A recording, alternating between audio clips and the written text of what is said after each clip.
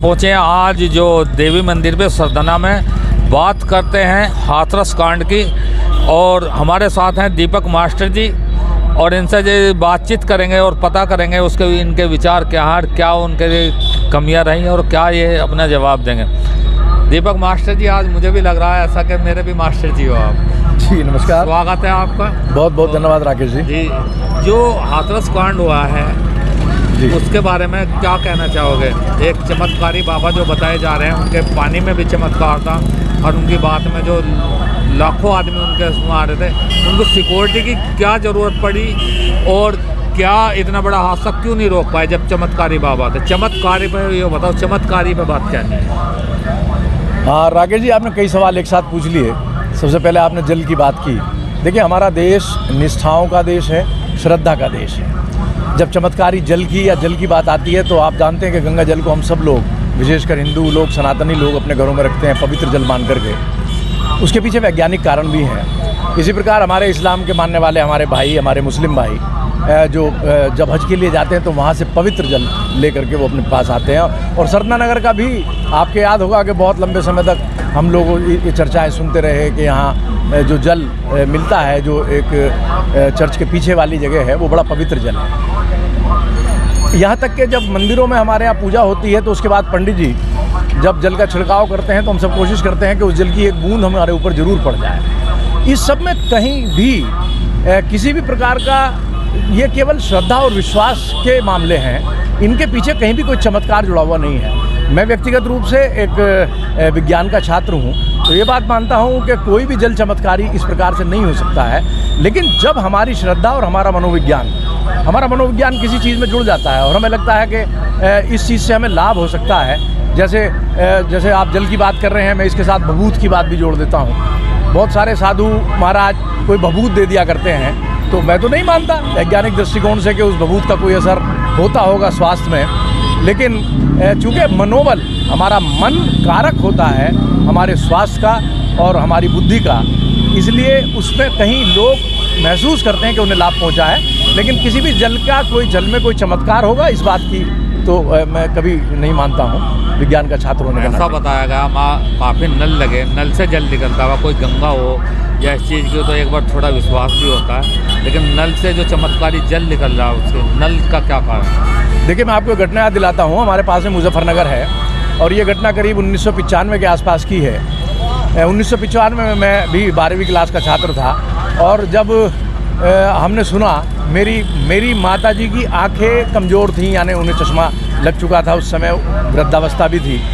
लेकिन जब मुझे बताया कि वहाँ कोई बाबा हैं और वो जल की शीशी बांटते हैं, तो मेरे अच्छी तरह याद है कि मैं उस दौर में युवावस्था थी और यहाँ से मोटरसाइकिल लेकर के रात में गया था और जल की शीशी लेकर के आया था। मैंने अपनी माँ की आंखों पर भी लगाई। ये बात अलग है कि उसका कोई लाभ नहीं हुआ था, लेकिन हम लोग एक सामान्य लोग हैं और हमको लगता है कि किसी चमत्कार की अपेक्षा हम लोग करते हैं।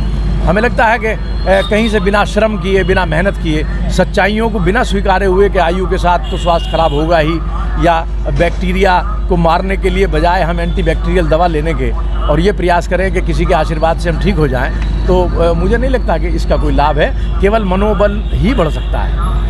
एक सवाल और है, जिस तरीके से मतलब इतने बड़े बड़े प्रोग्राम हो रहे हैं, मतलब इनकी क्या व्यवस्था होनी चाहिए और किस तरीके से होने चाहिए? सबसे पहले तो मैं एक सवाल और था मेरा, मैं क्षमा चाहूँगा, मुझे वो पूछना चाहिए था। जो उनके परिवार के लोग, जो लोग मरे हैं उसमें परिवार में, उनके परिवार के लिए एक बार क्या कहना चाहोगे उनके लिए? देखिए, जिनके परिवारों के बच्चे गए हैं, महिलाएं गई हैं, इससे अधिक दुखद कुछ नहीं हो सकता है। और इसके कारण पर हमें बात करनी चाहिए, हम उन लोगों की क्या सहायता कर सकते हैं। लेकिन उन परिवारों को तो सरकार को पूरी सहायता, जितनी भी सहायता दी जाए, उनके बच्चों की शिक्षा की बात हो, उनके परिवार के किसी सदस्य को यदि कमाने वाले लोग नहीं हैं, उनकी नौकरी की बात हो, ये सब सुविधाएं उन्हें दी जानी चाहिए।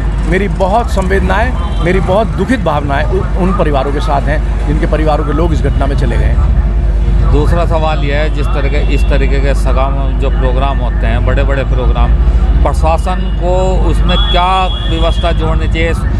हाथरस कांड को लेकर जो आगे आने वाले जो बड़े बड़े प्रोग्राम होते हैं, और बहुत सारे बाबा हैं, इतने अनगिन जो नाम भी याद नहीं, मतलब उस पर क्या रोक लगानी चाहिए, या जो पब्लिक है मतलब अंधविश्वास कह सकते हैं उसे या विश्वास पात्र कह सकते हैं, उसमें मतलब क्या कहना चाहोगे उसको? जी बिल्कुल, बहुत बढ़िया सवाल है राकेश जी, और आज इस सवाल का उत्तर तो इस हमारी पूरी जनता पूछ रही है, और इस प्रश्न का उत्तर भी बहुत महत्वपूर्ण है। देखिए, मैंने जैसा निवेदन किया कि हम श्रद्धा के और आस्था के देश में हैं। आप देखते होंगे कि आजकल ये तो बड़े बाबाओं की बात हो गई है, इससे पहले भी कई बाबाओं के ऊपर आरोप भी लगे, जेल भी गए, बहुत सारी बड़ी घटनाएं भी हुई, अभी एक और घटना सामने आ गई। लेकिन मेरा मानना ये है कि एक तो कारण इसके पीछे जो जिम्मेदार है, अशिक्षा जिम्मेदार है। लोग पढ़े लिखे नहीं हैं तो उनको लगता है कि दरिद्रता दूर इससे हो जाएगी, हमारी समस्याएं दूर हो जाएंगी, हमें कोई लाभ मिल जाएगा। जो ज़रूरतमंद है वो तो इसलिए कि उनकी ज़रूरत है, और बहुत लोग इसलिए कि उनकी लिप्सा है, बहुत लोग इसलिए कि उनके लालच का पेट नहीं भरता है। उनको लगता है कि इस प्रकार बाबाओं के किसी चमत्कार से उनका सट्टा लग जाएगा, उनकी लॉटरी लग जाएगी, उनका कोई और फ़ायदा हो जाने वाला है। तो ये एक भावना जो उनकी है वो बाबाओं के पीछे उन्हें दौड़ाती है। अब दूसरी बात मैं कहना चाहता हूँ, इसी का दूसरा पहलू, ऐसा नहीं है कि सभी लोग खराब हैं। ऐसे बहुत लोग हैं जो समाज के लिए काम कर रहे हैं, ऐसे बहुत लोग हैं जो वृद्धों के लिए आश्रम वास्तविकता में खोल रहे हैं, ऐसे बहुत लोग हैं जो भूखों को खाना खिलाने का काम करते हैं। तो ऐसी स्थिति में सब लोगों को ख़राब नहीं कहा जा सकता। लेकिन ये भी आप देखिए कि ये तो बड़े स्तर की बात हो गई है, लेकिन आज आप किसी गांव में चले जाइए और कस्बों की, शहरों की छोटी छोटी गलियों में आजकल आपको बाबा मिलेंगे। वहाँ 100-50 लोगों की भीड़, किसी के यहाँ मंगल को, किसी के यहाँ बुध को, किसी पर 12 बजे हनुमान जी आते हैं, किसी के सिर देवी जी आती हैं, किसी के सिर कोई गण आते हैं, और वो कोई भूत उतारने का काम करता है, कोई उन्हें भभूत दे करके ठीक करने का काम करता है।